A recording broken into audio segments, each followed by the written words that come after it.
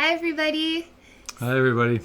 So it's Joseph and Abby, and we've come up with a topic this time. We actually know what we're going to talk about. We're going to talk about ourselves as journey healers and how we became journey healers, how we stepped into this sort of gift, and we'll just sort of start there.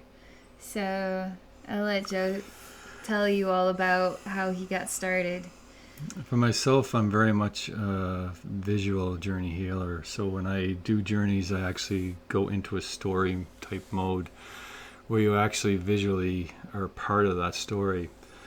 It originally started off, I used to do meditations on a beautiful place in my mind. So I used to go in my mind and explore that space. So I started off with the tree of life, my tree of life. It's basically the tree of life within myself.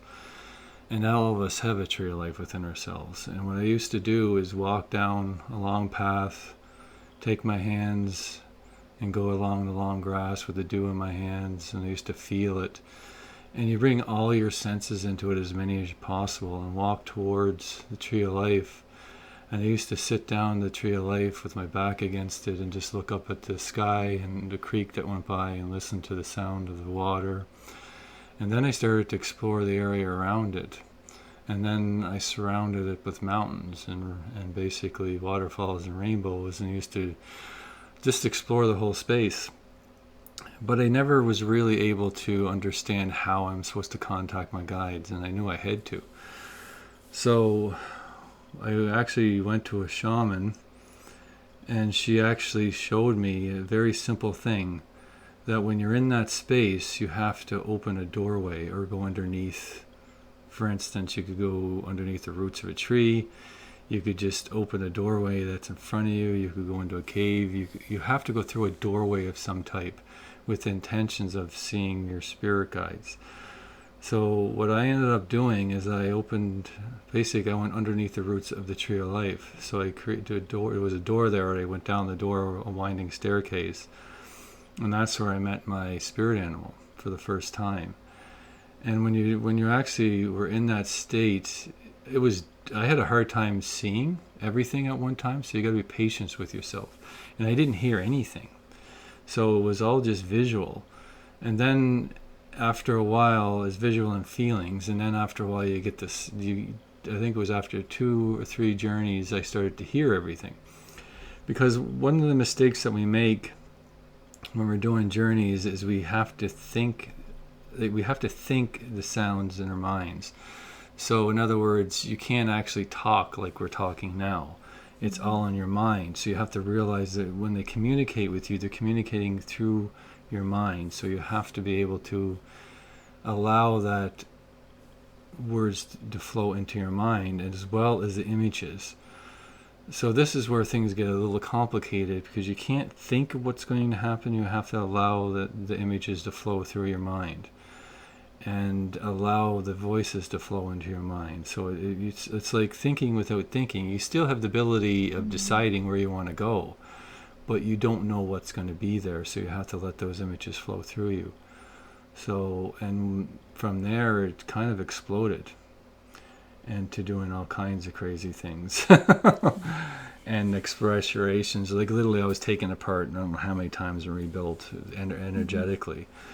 And I did all kinds of things for the earth, and healing, activations, traveling all over the universe. It was amazing. And yeah, so that's kind of how I started my process. So I think you should. I'm curious to know. So you started to go into the journey state, and you sort of walk through this beautiful garden-esque place, a tree of life type of thing. What influenced you to even start walking into your visualizations? Because that's a big part of what we do, is we allow the visualization to develop here in the third eye. And then you actually walk into it. You walk into the dream state. You walk into the space itself, and you start to touch it. You start to taste it. You start to hear it. You can even grasp a butterfly that happened to be flying by. You can reach and extend your energy arm all out the way out to the star and grab a star out of the sky. You can look at what is there. What inspired you to start doing that? What inspired me to start doing that? That's a good question. Because there was a lot of stuff going on in my life at the time, and basically I needed a place to relax. So I go to one of the most beautiful places I could think of that made me relax. So it was kind of a way to just relax, to let go of all the emotions, all the baggage that you connected on for that day or week or month or year. And it's just a place that I used to go to heal, basically, just myself. What inspired me was myself.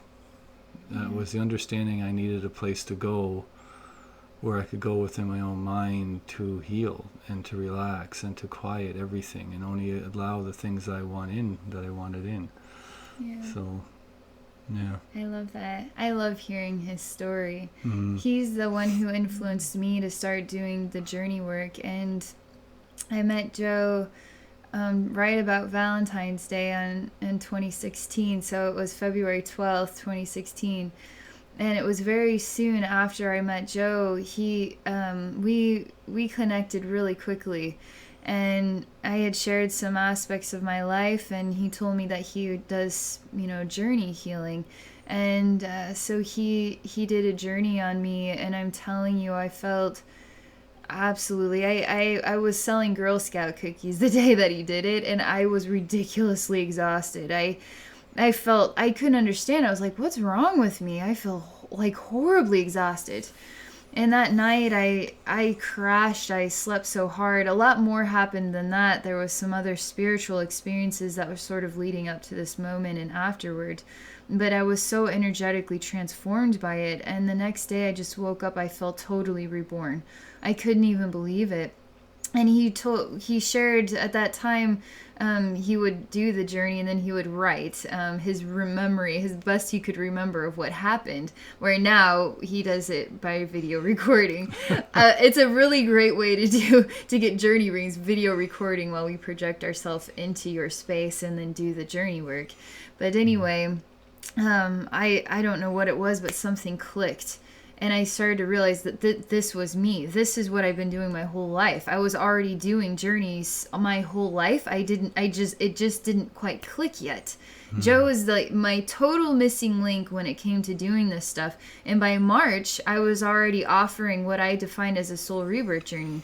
Because after Joe did that session on me, I instantly knew. I just instantly sort of was awoken by him, and yeah. I had to do an energy work session on him and just see what would happen.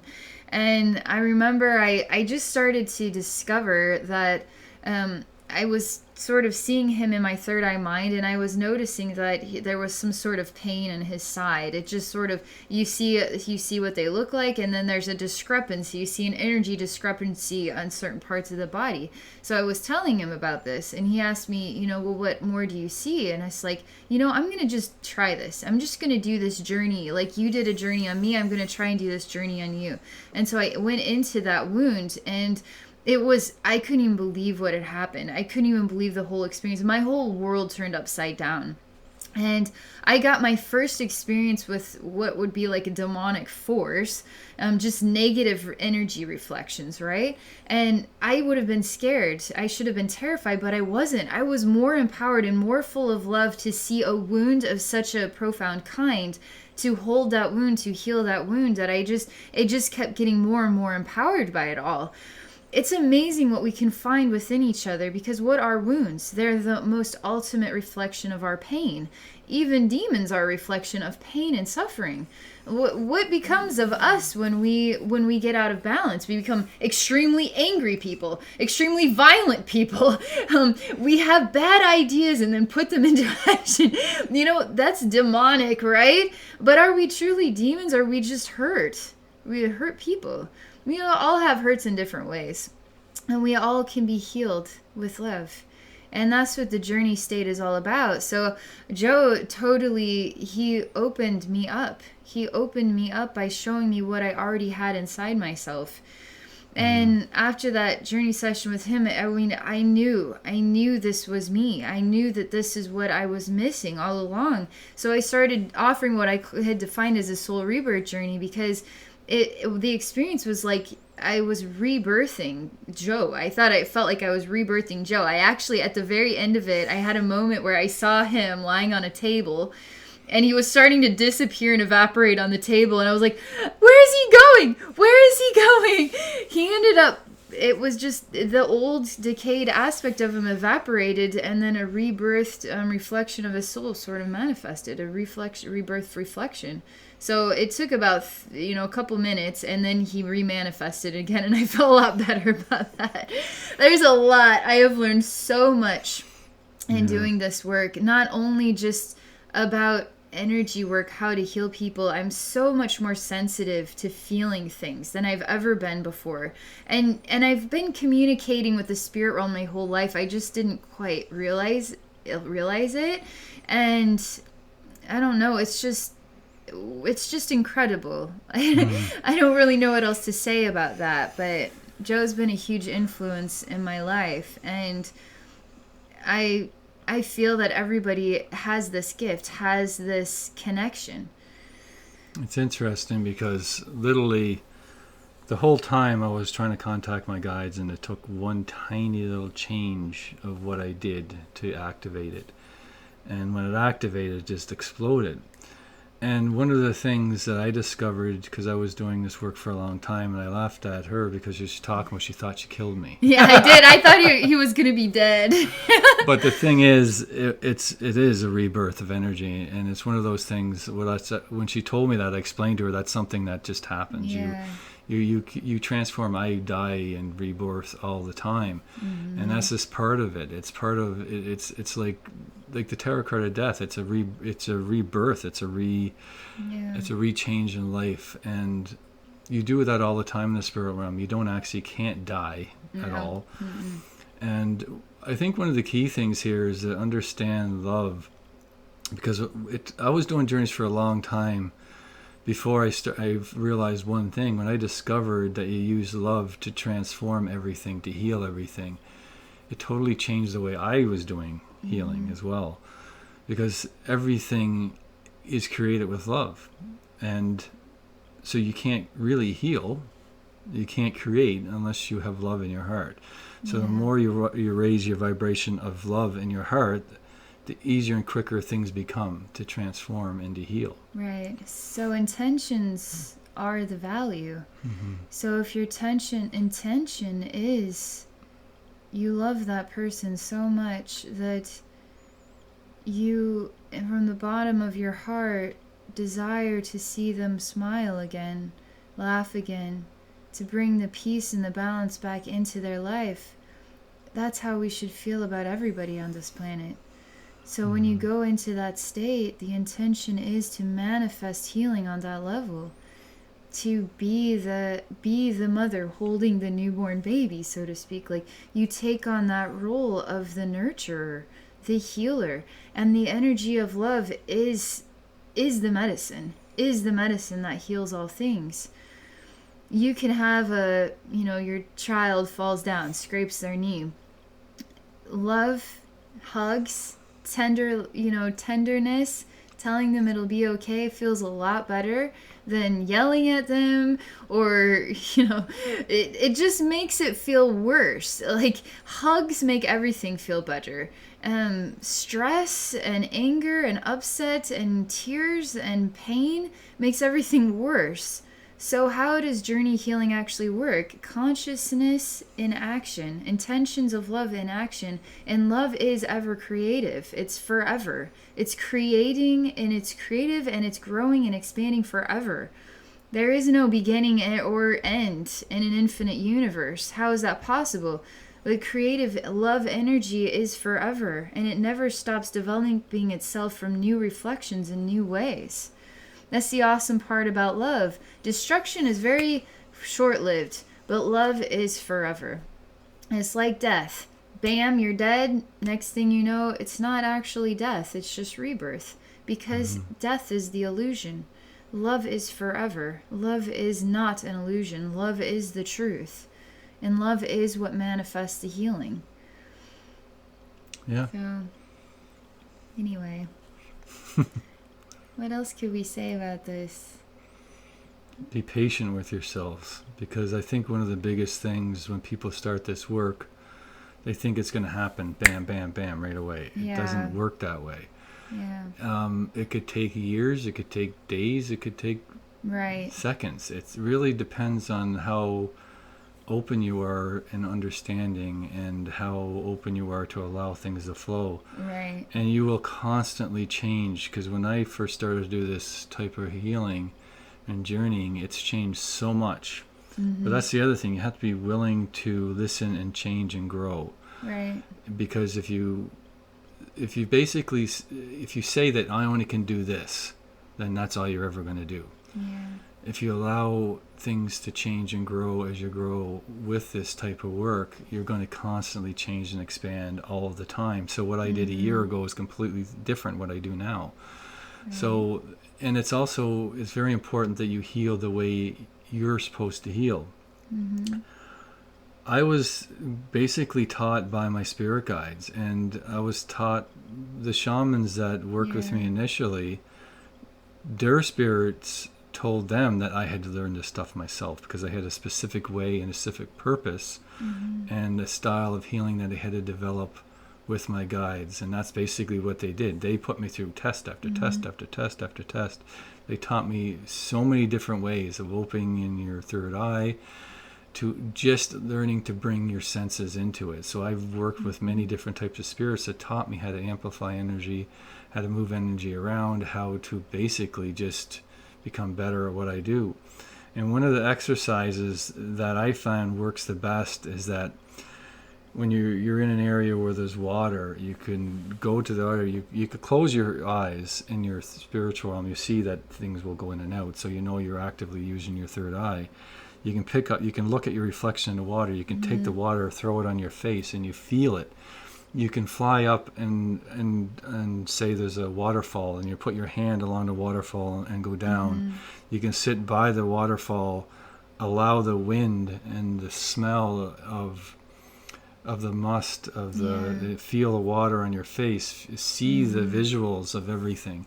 Right. Waterfalls are great for that because they give off wind, they give off moisture, they give off smells, and the visualizations of it are fantastic. And we all know what waterfalls look like. Yeah. And we've always, at least most of us, have stood in front of one, so we feel the power of it. And the stronger and the bigger the waterfall, the more powerful the energy is that it gives off. Yeah. So it's bringing all your senses into it is important, but again, be patient with yourselves and take time. Right. It's not going to happen overnight. Well, and also to use that waterfall scenario, you want to start, if you want to start developing journey healing ability, it's about, you start with simple stuff you already know, like the waterfall. You see the waterfall, you experience the waterfall and all the different ways a waterfall can be. You even put your hand and decide, you feel what the temperature is. Is it oddly warm or is it very cold? You explore what is growing around the waterfall. Are there flowers? Are there birds? Are there insects? You can even explore removing clothes. What did you happen to be wearing when you were out here? Maybe you were naked all along. See, now you're starting to discover some details you didn't just logically come up with. They just happen to just be. Maybe you happen to be wearing a tutu for some reason. Maybe you discover you have odd fairy wings. Maybe instead of you're a woman, but you're discovering that you're a man for some reason. These are part of the clues of the journey. You're not logically putting those clues in there. They just happen to be there, and that's part of the wisdom. So you accept it as it is, and you explore what that means to you. Why would it be like this? Why was I wearing a pink socks, and that was it. Why was I, but you explore these things, and whatever you happen to be wearing, you can explore the experience of unbuttoning it, unzipping it, taking it off, pulling it down, and actually experience your body naked and by the waterfall in the journey state, in the ultimate fantasy world that is not entirely controlled by your mind. It is manifested. And so you walk into the waterfall and now you experience that. And then not only is it just water, it's healing water. So you allow the water even to turn into energy, not to just be water that you feel dripping on your body, but you can actually allow it to be love. And love that flows as water flows, or love that flows as light. It just happened to look like water all along. And you can actually bathe your energy, spiritual atmosphere. You can bathe yourself in this infinite light water. As you experience the warmth of the water, the coldness, the sounds of the water, it becomes a total self-healing purification journey experience that you're gifting to yourself. This is just the beginning, though. You can start here. And it's like Joe said, you may not just get it overnight. I don't know how I woke up to it and it was like I'd been doing this my whole life. I didn't even know it. And a lot of people struggle with the logic side because a lot of people want to be in control of what they see, or if they're not in control of what they see, they have to assume that they must have been logically in control of whatever had manifested. It must all be made up. I must just be making all this up. Well, that's the hard part. That's the hard part about going from human to psychic. Because human beings, we are taught to be in control. You always want to be in control of what you know. And then you know the facts, and the facts are exactly as they are. They can't be manipulated. But in the spirit realm, in the psychic world, so to speak, it's not that things are manipulated. Things are just manifested. Things are just allowed. And then you explore what is manifested, and then you explore what that means to you, how that makes you feel, and you allow it to be as it is, and it is beautiful as it is. It's not weird, it's not strange, it is perfect as it is. And the more you do it, the more details you'll pick up on, and the more you'll develop your sensory skills. And the next thing you know, you're journeying into people's spiritual atmospheres and transforming their life with love. Not just doing it for yourself, but now expanding on that gift and helping others. Yeah. So it's very important that you do it. You should always get people's permission. Yeah. And this is important because it's a respectful thing. And it's Right. also because you don't go into people without... Then you're not using love. If you use love, it's all about Right. respect. It's all about asking people, is it okay to do this? And not only that, if a person is okay... then this healing works better, because if they don't want healing, I can block everything from coming into me. Yeah. But if I allow the healing to take place, then it actually works on a much stronger level. Yeah. And one of the things where you're talking about all kinds of different things, and when you're in that journey state, when you're allowing the things to flow, you'll be surprised. Things just happen instantaneously. Bang, something happens. You didn't think of that. Yeah. It just happens. Yeah. And that's when you start to realize that, wait a second, I'm not making this stuff up, because this stuff is happening without even me thinking about it, and I have to react instantaneously. Yeah. And you will react, and have to react. But again, some people use feelings, and that's all I get is how a place feels. Yeah. Some people get visuals. Some people get a combination of everything. Right. And there's no one person wrong or right way of doing this stuff. That's why it's so important you develop yourself, and don't try to be like anybody else. Right. Just be what comes naturally inside Right. yourself. Yeah, I find, for instance, I got started in the spiritual healing arena by becoming attuned to Usui Reiki and Kundalini Reiki. And I discovered that it feels like there are specific ways that you can use the symbols. You have to use them specifically this way. But the reality is, I never jived with that. I feel like it's a creative universe. I feel like I need to allow my creative intentions to flow, and that it's not how in what combination you use the symbols or what combination you do this, that, and the other thing. It's about how you freely love and care about another human being and work with the energy of love through the symbols themselves to really manifest the dream or the intention of healing them. And that's what I love about this journey work, because it allows me to be the creative mind that I am. And there's no two journeys the same, because there's no two souls the same. And you'll start to, the more you do this, the more you'll start to pick up on that. You'll start to pick up on that very, very clearly. Like some people are really talkative, or some people are softer energy flow. Some people are really solid. Some people are, you feel different parts of their frequency, and you get to know what their soul journey is about and their energy balance is about by exploring the way they feel. And is that empathic? Yes, but that's also journey skill. You'll start to pick up on that naturally the more that you feel out the spaces and explore the way they feel, how they sort of echo back the energy into your heart portal. At least that's what I do. Joe and I are very similar, but also very different in how we do our journeys. My guides take me to basically places where most people won't want to go. Yeah. And I admit that, but not all the time. Because really dark and disturbing locations. Well, but that's the deepest wounds within your spiritual atmosphere. Yeah. You want to clear that stuff out so you can let the light shine in. The light can't penetrate those owies because you're hiding them down there. And because they create shame, they create hurt so bad that you don't even want it to be touched. And so when Joe goes down into those darker places, that really gets that sort of infection out of there so you can start to heal in all the upper layers. And that could be many lifetimes ago that happened. But one of the things I was trying to say is that your guides themselves will take you to where you need to go. Yeah. You must trust that. And you must not have fear at all, because if you have fear, you don't really have the love. The love is not going to be there. Right. So people, they are always afraid to do this type of work because they're fearful of something bad going to happen. Well, if you think that something bad's going to happen, that probably will. Yeah. But it's the idea is you don't be afraid.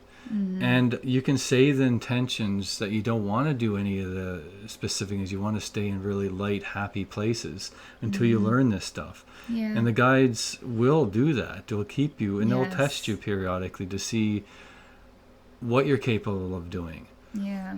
And at this point in time, I don't allow anything to bother me, because it's like it's an attention. If you think that something's going to bother you or hurt or stick to you, then it will. If you don't believe it can, then it won't. Right. And it's all about intention. This whole work is.